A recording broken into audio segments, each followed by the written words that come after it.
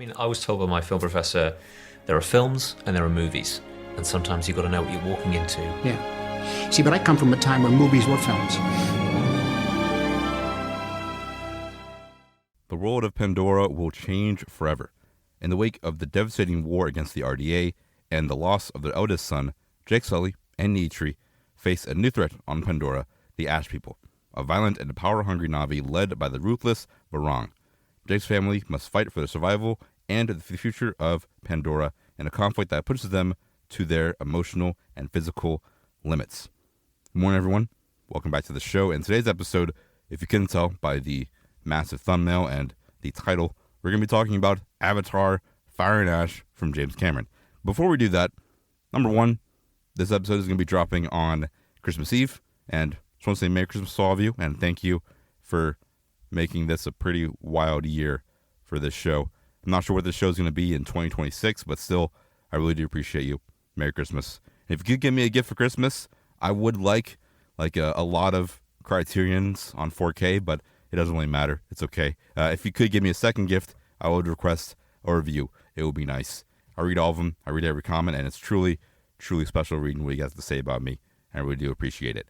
Second thing that I do want to discuss outside of Christmas is before this movie showed, I saw it in IMAX. Before it popped on in IMAX, they did play a couple of very important trailers I'll be talking about next week. But they started off by playing the Odyssey trailer, the 6-minute prologue for the Odyssey, which I got a chance to see that in IMAX, and it looks insane. It looks nuts. Next week, I'll be going into my most anticipated for 2026 movies, and I'll be talking about the Odyssey and that, obviously. And then the second trailer, which is now online, is to the public, so I can spoil it a little bit. Captain America, Steve Rogers, is coming back in Avengers Doomsday in the new Doomsday trailer, which, once again, a lot to talk about there.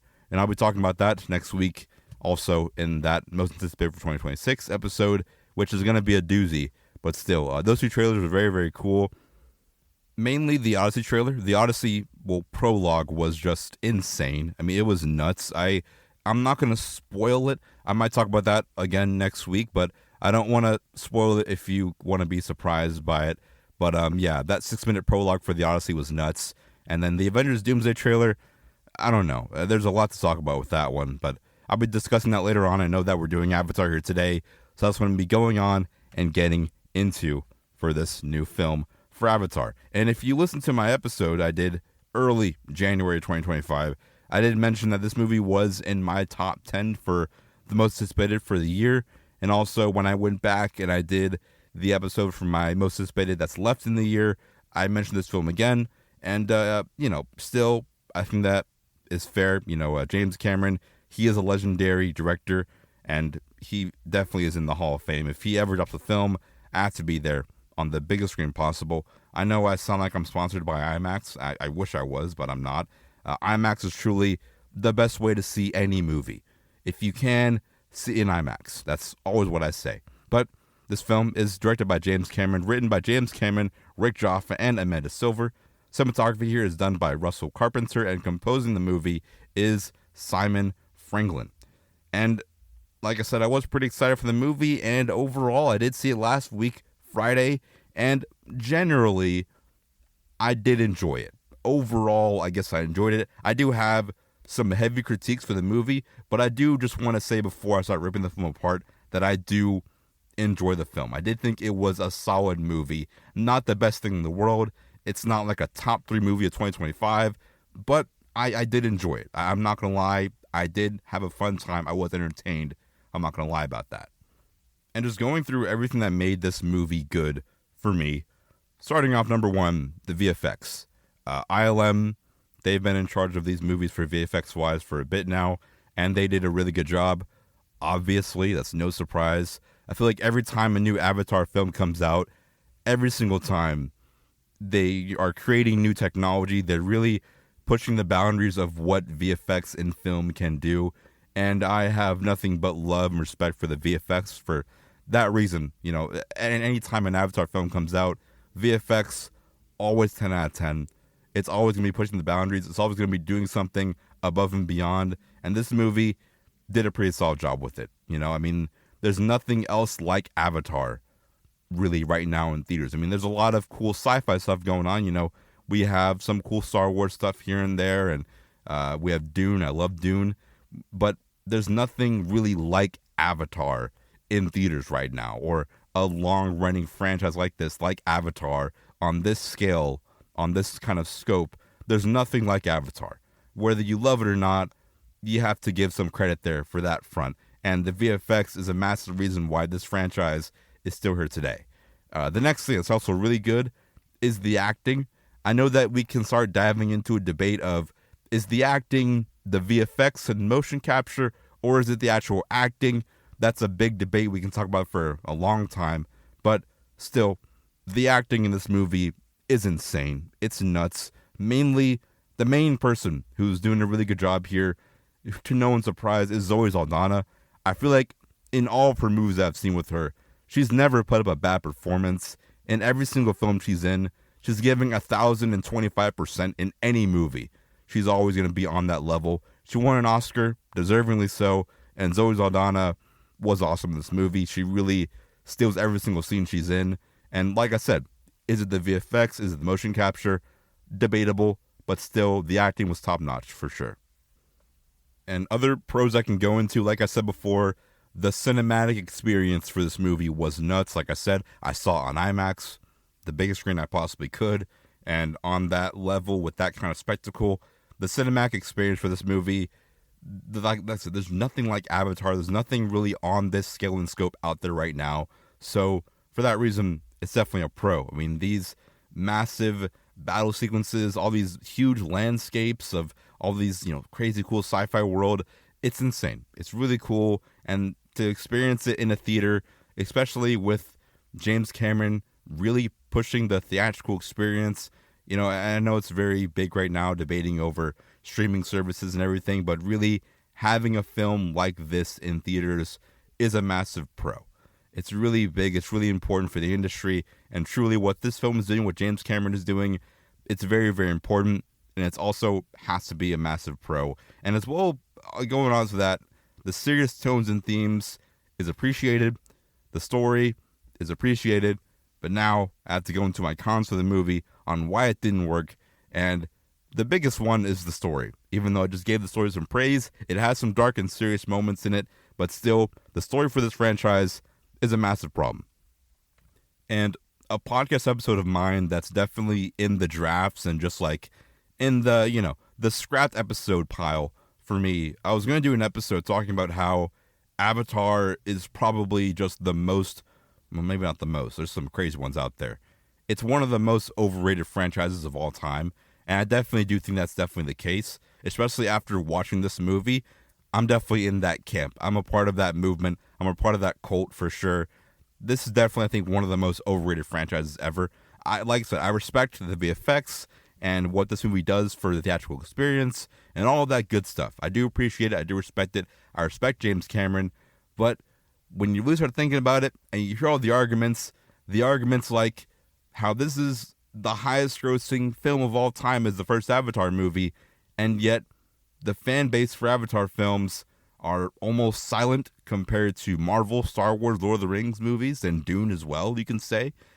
It's the highest grossing film of all time, but yet if you go into your local Walmart, this, then the third, Target, there's probably not going to be that much merchandise and toys compared to Star Wars, Lord of the Rings, or Marvel.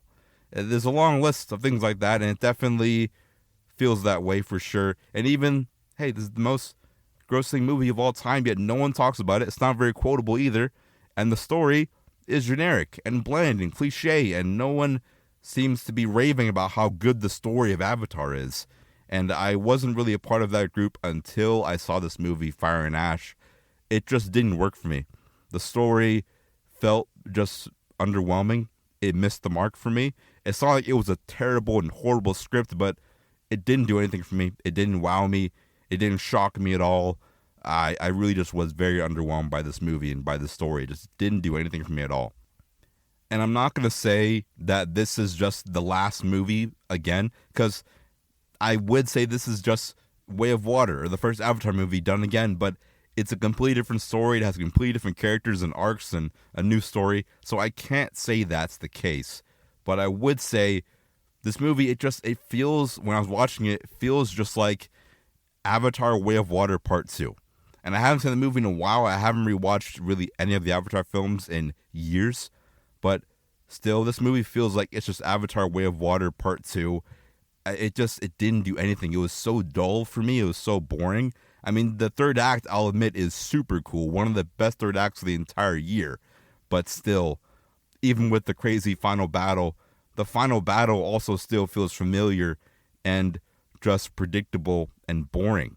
I hate to say it like that. I mean, it's cool and it has a massive spectacle, but still, I feel like with so much potential, it found a way to be so mid with the story. It's extremely sad. I hate to be super harsh like this, but this is a franchise that the possibilities are endless, yet it's just choosing to be so boring. For what reason? And I'll admit it does do some cool stuff with the lore. It's definitely building into the future of the franchise, but still, it just doesn't do a lot for me. And maybe I'm the problem. Maybe I'm the issue, but at least for me, it doesn't really work. And also, with this apparently being the end of this saga for the Avatar franchise and, for the Avatar world, this is the end of a saga for this Star Wars world. And this is how it ends? Like, really? And even if, I'm just thinking, this is how it ends. For this saga, it ended so mid. It doesn't take any big strides, no big risks, no big punches. It pulled all of its punches. It didn't do anything that massive with it at all. It just, this is the end of a story, an end of a franchise, branching off into the future. This is where you end. And it ends super cool in terms of, if you want to go deep into the lore and deep into theories for the future of the franchise, it does do some cool stuff in that front. I'll admit it introduces some cool concepts and stuff and lore or whatever, but still, I feel like if this is the end of a saga for a franchise, looking at other saga-changing, defining movies, for example, Captain America Civil War is the end of, I think, phase 2 or 3 of the MCU. That's clearly a saga-defining movie with Captain America Civil War. Or even, I know, crazy examples, whatever you want to say, look at maybe Return of the Jedi or Empire Strikes Back, or crazy saga-defining movies. Revenge of the Sith, Dune Part 2, Lord of the Rings, Return of the King, or even any of the Lord of the Rings movies are definitely huge saga movies. That, when I look at this film and seeing what it's supposed to be and what it ended up being, I was definitely disappointed. I can't lie about that at all. Even another example of a critique for me, this movie is narrated by Jake Sully's son, yet it doesn't really do anything with that. I'm not going to spoil, whatever you want to say with the plot, but it has Jake Sully's son narrating the movie. And I thought that's a super cool thing to do, because the past 2 Avatar films have been narrated by Jake Sully. So having the main character's son is now narrating these movies, that's a very clear and super cool way to branch off and pivot in a different direction for this franchise. That's definitely a saga-defining move to make, yet it doesn't do anything with that. Everything is just played, I think, for me, super safe. No punches were pulled. It just feels like other past Avatar movies, yet it's here again, and it feels bland and dull and boring and predictable and just lame.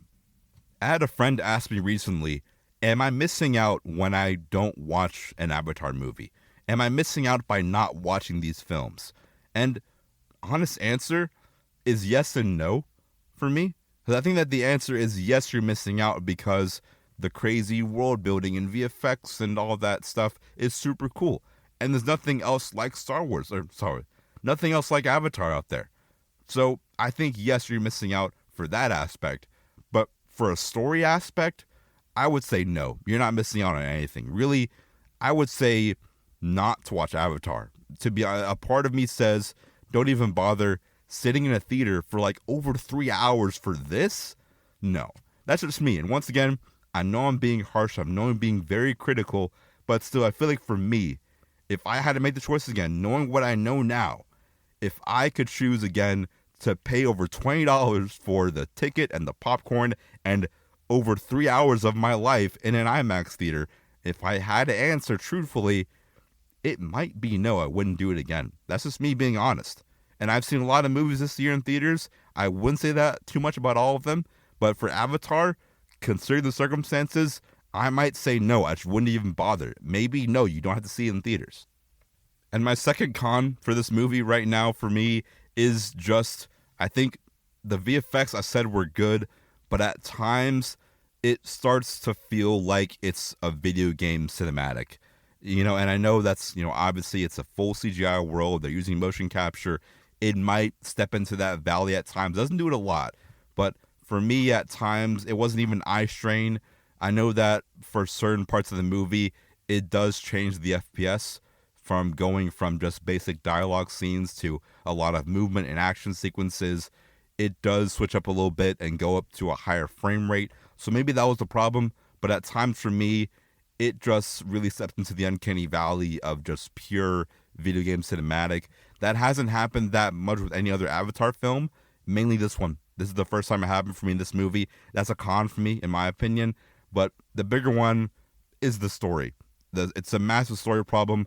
I'm not sure where they're going to go in the future with these movies, but right now, I'm honestly not excited. I really am not excited anymore. I really don't care. I feel like the other two Avatar films felt so distinct and so themselves, and this one felt like a Way of Water Part 2. That's all it felt like to me. It didn't feel like it was trying to do its own thing.